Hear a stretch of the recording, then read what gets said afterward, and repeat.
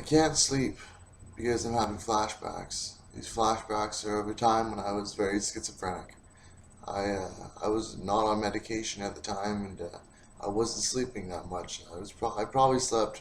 I think I remember 3 times in one summer, so I wasn't sleeping at all. That was thanks to crystal meth and heroin intravenously at the same time. So in the same shot, I'd shoot up both crystal meth and heroin, and I would let that rush come and hit me like a freight train, and I just temporarily go insane for the entire duration of the shot. I would do this about 5 times a day, like just constantly, in a 24-hour period where I wouldn't sleep, and I was doing absolutely insane things to get that shot. And basically, the reason why I can't sleep tonight is because I'm having flashbacks of a time where I was doing those shots constantly, and after one of those shots, my insanity took it to a whole new level where I almost fell to my death about 5 stories, maybe 6 stories. I can't really remember. It's a bit of a haze, but I want to tell you that story. So I was walking in the downtown east side, more like in Chinatown, by the McDonald's, and basically after I had just shot up crystal meth and heroin, I basically got this feeling that everyone was watching me, more than just everyone was watching me. That basically everyone was like video recording me. Like there was a whole camera crew, multiple camera crews, watching my every move, recording me, and I could see it in the looks of people's faces that they were waiting for me to do something exciting because they've been waiting for a while and they're getting kind of annoyed with me not doing something exciting. So I look over to my right and I see a fire escape to an SRO. An SRO is single room occupancy. It's basically like a really shitty apartment building where you only get one room, and a bunch of really skidded out like ex-homeless or ex-psych ward people live there. But anyways, I saw one of those SROs and had a very low fire escape, and I thought to myself, well, gee, that must be my first gig. That fire escape must be lowered for me to climb up it because they've altered it just for the purpose of me going over there and climbing up it and getting into that SRO. So I better go and do this, and so I run over there and I jump up and I grab the ladder to the fire escape and I climb up it. But then while I was climbing up it, there was to this like kind of like door that was to the first landing of the fire escape. There was a latch door, right? And basically there was a big tunnel around it. Well, that I got up to the latch door and it was locked. So I'm like, ooh, they're making it hard for me. So then I climbed around the tunnel. Basically, I like Spider-Man around the tunnel and got up onto the first landing by grabbing the bottom of it, and I did a chin up, and I managed to climb up to the side of the first landing, and I got up on there. And I don't know if I mentioned this at the start, but this is a flashback that I'm having. I actually did this, and it was my mind was telling me that I was in a movie, right? And this flashback is keeping me from falling asleep tonight. And every single time I think about the climax of this flashback, it gives me these cold shivers, or like gives me cold feet, and I guess feel sweat come off me because it's so intense to remember that I almost died. I was that close to fucking dying because my mind was just that crazy. But anyways, I got around the tunnel and I was climbing up on the side of this fire escape. I got all the way up the fire escape onto the third landing, and but then I went into the building through a window of someone's bedroom. Luckily, no one was in there.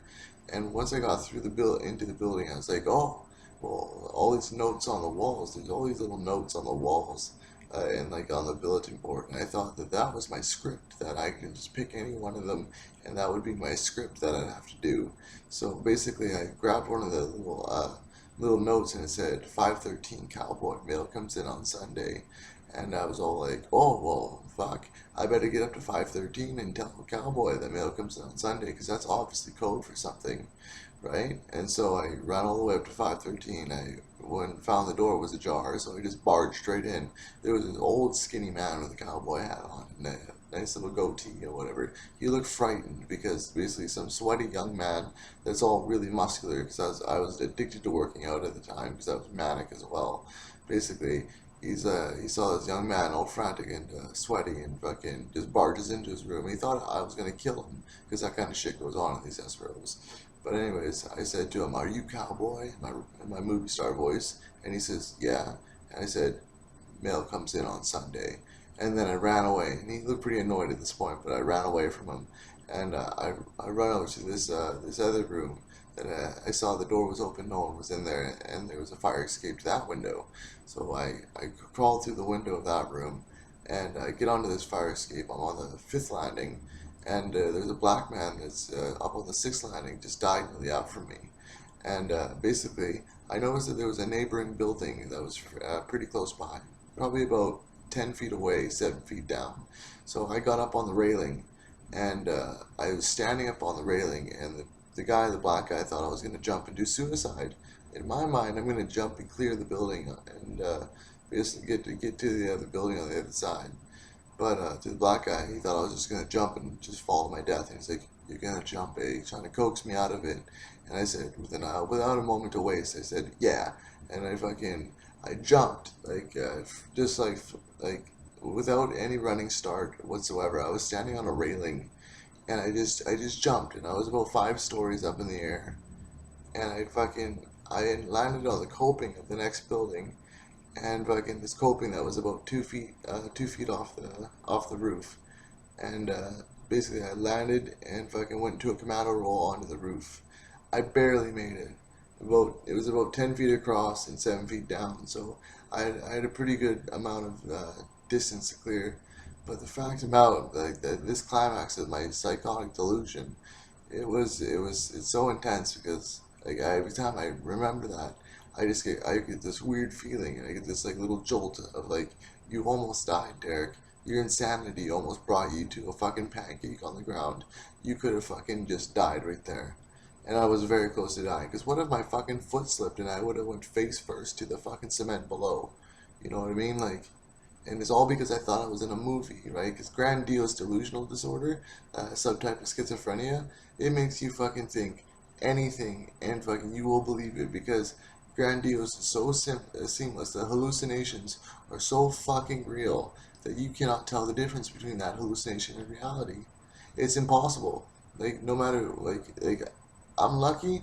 I'm lucky enough as it is to have been practically cured of my schizophrenia and no longer suffer from any more delusions, because like usually people don't fucking recover from grandiose. Usually people fucking they believe their delusions for the rest of their lives, and they fucking they live in a fantasy world because of their first or maybe first couple of schizophrenic trips that they've had. But anyways, I jump and I make it, and I fucking go into a commando roll in the other building, and then I go and fucking just power down the fire escape of this other building, and I make it to the bottom. Right, the fire escape was a little bit up, so I just ended up jumping off the bottom, just like whoop, fucking right over the railing, fucking 10 feet down, boom, planted on my feet, fucking. I was pretty physically fit at the time too, because I was addicted to working out, like I said, because I was manic. And the mania basically made me fucking love working out, because every time you work out, you get a rush of serotonin in the brain. That felt like a rush of crystal meth to me. And fuck, man, was I ever schizophrenic, because fucking my world was just fucking amazing. You wouldn't believe what was going on in my world. Like, it was like fucking, it was like entering fucking Mario World, for fuck's sakes. It was like, ba da ba ba da ba ba, everything is merry, fucking, oh yeah. But anyways, I got down to the bottom, and then the manager fucking of the building, he comes charging out of the building, fucking says, coming out after me. But before all that all happened, I grabbed my backpack and my long jacket that I left on the ground. I think it was a trench coat or just a long jacket, but I left it on the ground outside because I knew that I'd only be in the building for a short time.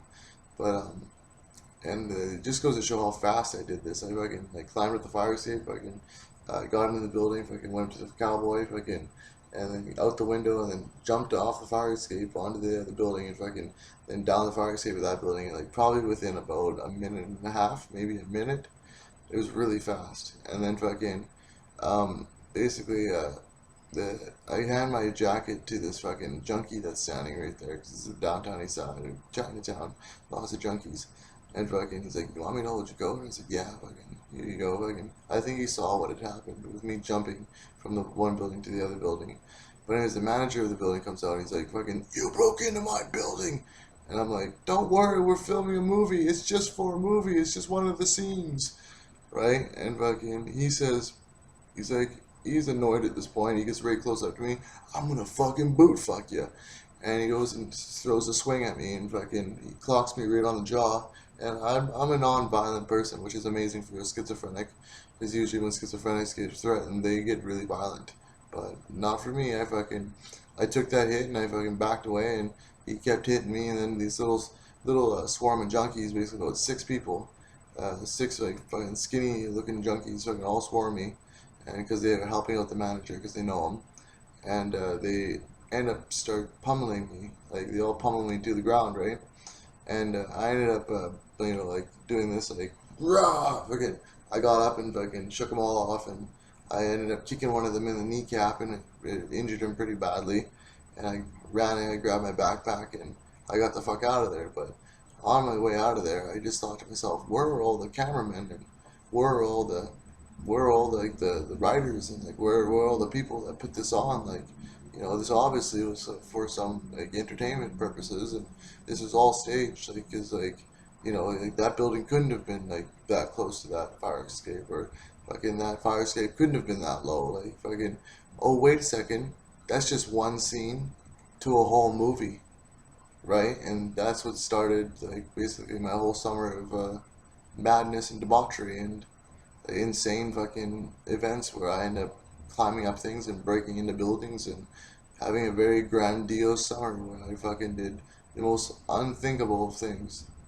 And I'll tell you more in later videos about it, because basically I have flashbacks of these things. I gotta get off my chest and tell you about it, because it's like every time I had a schizophrenic trip, I almost died.